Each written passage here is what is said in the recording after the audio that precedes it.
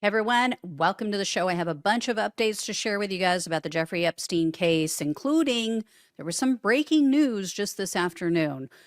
So first of all, this came out a couple days ago. CBS had reported new details about Jeffrey Epstein and his time in prison. These are things that have never been reported before, and it definitely increases the suspicion about his death. So I have those details. Also, James O'Keefe, who you guys may know, he was the founder of Project Veritas.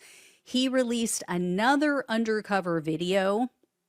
This one is of another Trump Justice Department investigator, or I guess the DOJ is saying that he hasn't worked there in 15 years, so I guess he isn't technically a Trump Department investigator, but anyway, it's pretty damning stuff if it's true, and I'm going to explain to you why I'm really doubting it.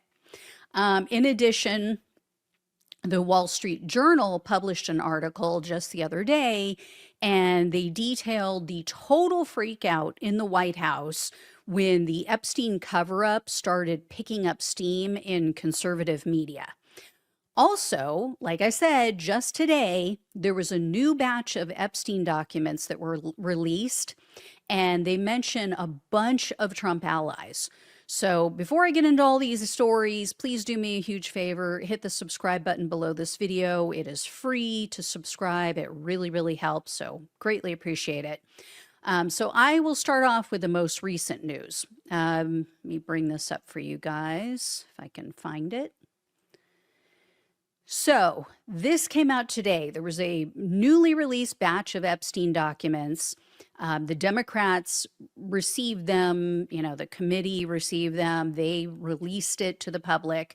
And these documents show that Trump allies, including Elon Musk, as you see here on your screen, Peter Thiel, Steve Bannon, and Prince Andrew were all involved with Epstein. Now, some we knew, like Prince Andrew, we knew, right?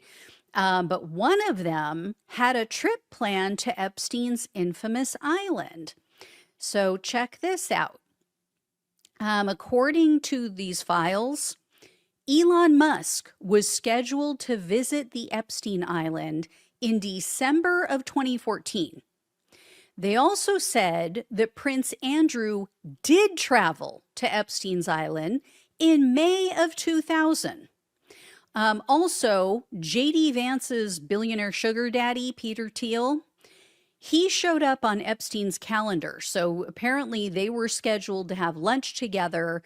That was in November of 2017. And Trump humper Steve Bannon was scheduled. He was also on Epstein's, not address book, on his calendar to have breakfast with Epstein in February of 2019. So right before Epstein was arrested, the second time. So these men, with the exception of one of them, they can't claim, oh, well, yeah, we were meeting with him, we were speaking with him, but, we didn't know. We had no idea what he was about, what he was doing. The majority of these took place after he was arrested the first time and charged with solicitation of minors. Next up, I have new details about an incident that occurred when Epstein was in prison. So this was when he went to prison in 2019, again, right after Bannon was supposed to have breakfast with him. So take a look at this. You guys might remember this. Some of the details we knew, but some of this is brand new. So on the night of July 23rd of 2019, Epstein was found in the fetal position. He was in his cell. He had orange fabric tied around his neck. And apparently Epstein was breathing, but he was unresponsive. They said that, he would blink a couple times, then his eyes would close. He wasn't really responding to the officers.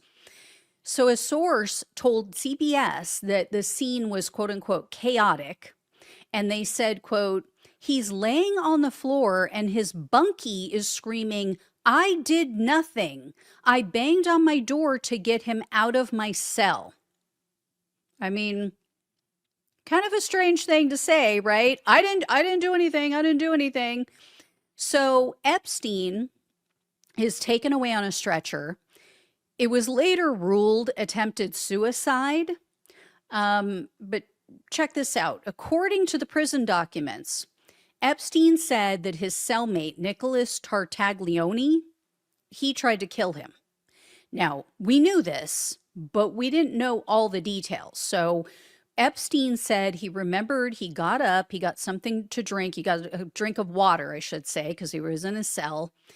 And then the next thing he knew, he was waking up and guards were standing over him. Now, take this all with a grain of salt, because as we all know, Epstein is a consummate liar, or was a consummate liar. The guy was a total scumbag. So, very manipulative, as all child predators are. Well, ultimately, Epstein recanted this accusation against Tartaglione, but the new documents that were just released are from the prison. And what they show is that Epstein was expressing concerns about Tartaglione before that night, before he woke up with this orange piece of material wrapped around his neck. So Epstein had apparently at some point told the source, who's now speaking with CBS, told this source and told a corrections officer that he felt threatened by Tartaglione, and he thought he was being extorted by him. Epstein claimed that Tartaglione said, hey, I could beat you up, and these officers aren't going to do anything about it because, you're accused of crimes with children, and they don't like that in prison, and so I can do whatever I want to you. So, yeah. So the source also said Epstein told them Tartaglione was trying to, quote unquote, extort money from him, and stated that if he didn't pay him, he would beat him up. So if Epstein didn't pay Tartaglione, Tartaglione was going to beat him up. And then Epstein said that had been going on for a whole week. And even though Epstein changed his story later about, he tried to kill me, he claimed he wasn't suicidal. Again, Epstein is a prolific liar, so we don't know. But here's the thing. Who is this Nicholas Tartaglione? That factors into this. He is a dirty cop. Apparently, he started dealing drugs while he was still an officer. He ended up being convicted of 4 murders. So exactly the type of inmate that would, likely, gladly commit murder again to get what he wants, like a reduced sentence or special treatment, right? I mean, if the guy's already in for 4 murders, probably in there for life. So what does he have to lose? And if he can get some favors while he's in there, some cushy treatment. Now, prior to Epstein's death in August, prison records said, quote, he denied feeling hopeless. He is reporting positive future plans and reasons to live for. Also, Epstein told the guards, I'm too much of a coward to kill myself. And they said that he wondered aloud to another different source that spoke with CBS if the incident was like a prank that went wrong. Tartaglione's attorney vehemently denies Epstein's claim, and the attorney actually told CBS News that her client, quote, saved his life the first time. So she's saying Tartaglione saved Epstein's life.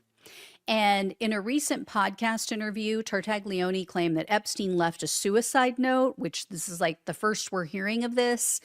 He said that Epstein offered him money to kill him, which he's mentioned before. But CBS said none of these allegations from Tartaglione were found in prison records. And here's the thing. It's always been suspicious. We've known this, right? The fact that Epstein was left alone in his cell at the time of his death is suspicious. I mean, they ruled that previous incident suicide, but then they leave him alone. Like, Tartaglione had been moved. Either he had been moved or Epstein had been moved. I'm not sure which. And then he got a new cellmate. Well, right before Epstein was found dead, his roommate, his cellmate, was moved. So you got a guy who supposedly you're watching and concerned he's going to commit suicide, so you leave him alone. And then, as we all know, the cameras just so happen to go out. The guards just so happen to be asleep at that time. They just so happen to not check on him every 15 minutes like they were supposed to. Yeah, it's all shady as shit. Anyway, next up is the O'Keefe Undercover video. So take a listen to what this DOJ investigator, I guess former DOJ investigator, allegedly said to a random stranger that he met on a plane and then whom he later went and had dinner with. So check this out. And in my picture was 20 to 30 victims, in Palm Beach that I was interviewing and dealing with and stuff like that. And then we go ready to go to trial, and they would flip. Epstein would just pay them off, and they were just like these little kids. They pay off their family. They're all broke kids and poor families, and all. So you pay them off like anywhere from $150,000 to $500,000, nothing in that guy's world. I'll tell you this, because no, it's not talked about yet, but it'll soon come out that he was a CIA informant. He was a CIA informant. He was a CIA informant. So DOJ was settling the case, and they were just letting him, do house arrest and they minimized his arrest. Part of that is because all the victims kept on flipping, and they didn't have anyone to go to trial with. The more importantly part is they didn't want to go after him. He's a asset for the United States and Israel for the CIA. I just know that's what he was, and that's why he was protected so long for this. And people turned a blind eye about all this garbage that he was doing in the United States. He had a lot of secrets. More about Israeli stuff than anything else. I mean, he was doing stuff for Israel and the United States. He was, he's working for both. But they claim that, that Trump's, involved in the rapes and all that stuff, and he wasn't. I mean, I've seen the agendas, I've seen the itineraries, and I've interviewed all the victims. There's never been an instance where Trump was on a plane with these kids and a rape occurred. But that can't be said for Clinton, and it can't be said for others. I remember that it was being killed because I know Clintons were on there. And the Clintons were on there? 100%. And while the Clintons were on the plane, while Bill Clinton was on the plane, there were rapes that occurred. And that's what I'm saying. Trump, although as many flights as there were and all that kind of stuff, and on the island and all that stuff, he was never there during a single alleged rape.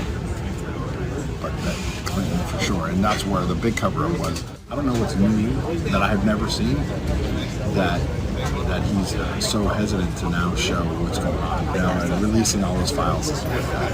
I think he's protecting a lot of other people. He's not protecting himself because there's nothing there, but he's protecting a lot of people. Because Trump's now saying it's a hoax, the case is like a hoax or something. I'm like, come on, it's not a hoax. He says a lot of stupid stuff. He's been on the plane, many times.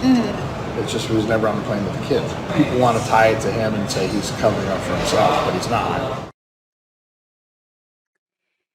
Okay, so there's so much to say. So that the man you saw there, the man you heard there, that was Glenn Prager.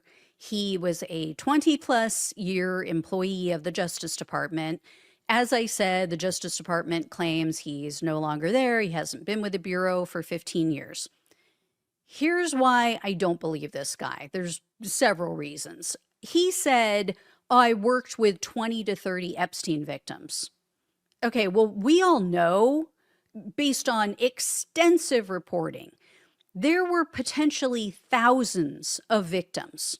So for him to say, unequivocally, I know for a fact that Trump is completely innocent, that is bullshit, okay? He doesn't know every victim. He didn't speak with every victim. He also, as you heard there, uses the same BS excuse that every cultist does. Oh, well, Trump didn't do anything on the island or the plane. That's not what he was accused of, right? If you go back and you look at the Jane Doe, aka Katie Johnson case, she alleges that Trump violated her at Epstein's New York mansion. And the Florida investigators weren't allowed to go outside of their jurisdiction and investigate crimes in another state.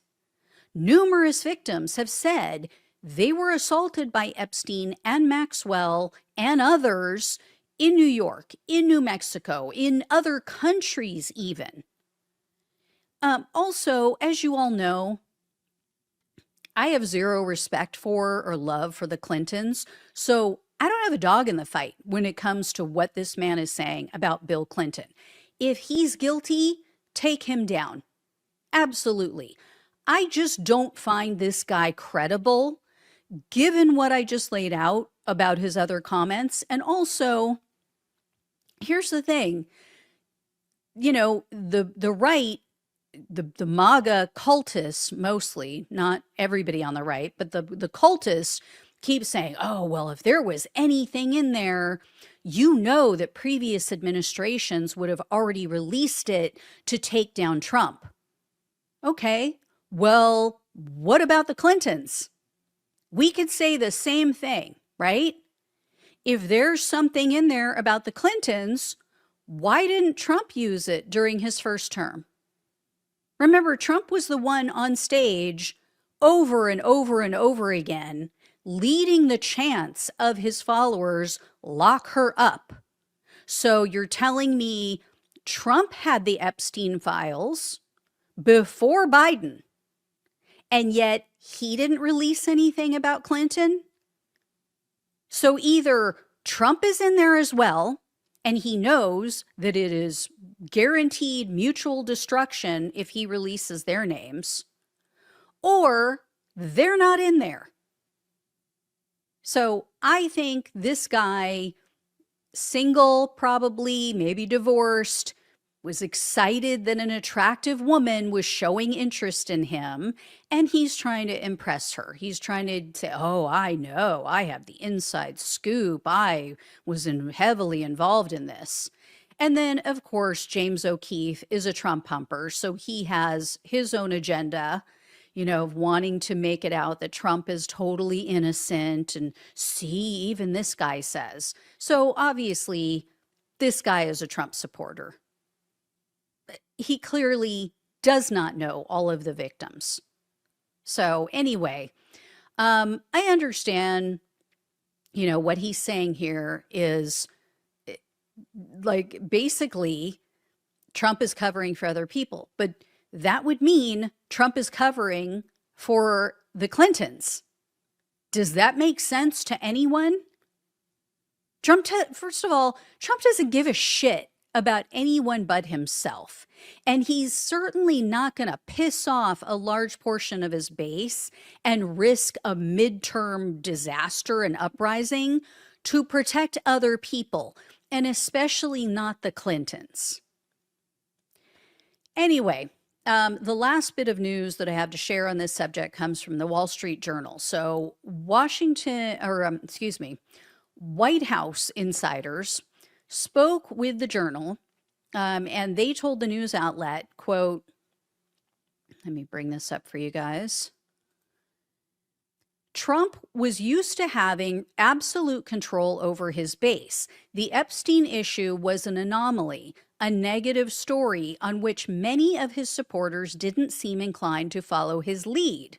White House officials said they underestimated how sticky the issue would be, believing it would blow over and people would move on. Instead, it spurred White House Situation Room meetings and months of strategizing by senior administration officials. Disagreements, finger-pointing, disorganization, and unforced errors by Trump advisors made the problem worse. So they went on to say that Susie Wiles, the chief of staff for Donald Trump, she was holding meetings in the Situation Room to try to figure out how to deal with this and try to get it under control. They also said the White House started to reach out, which we've heard some of this, but they started to reach out to different MAGA media personalities to try to tamp down the story and get them under control. And then they said that after that infamous photo op, you guys might remember, where Pam Bondi handed out those folders to the MAGA influencers. They had binders that said, oh, you know, something like Epstein Files Part 1 or whatever. The Journal said, quote, top White House officials pulled Bondi aside, telling her she needed to tamp down the issue with the right, not draw attention to it.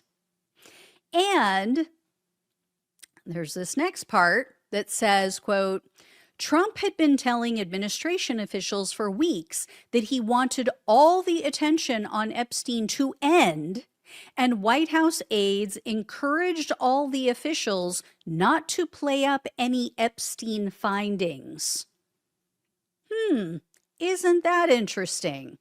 So something he knew his base was very interested in, something he claimed he was going to share with them and show them and, you know, be transparent with.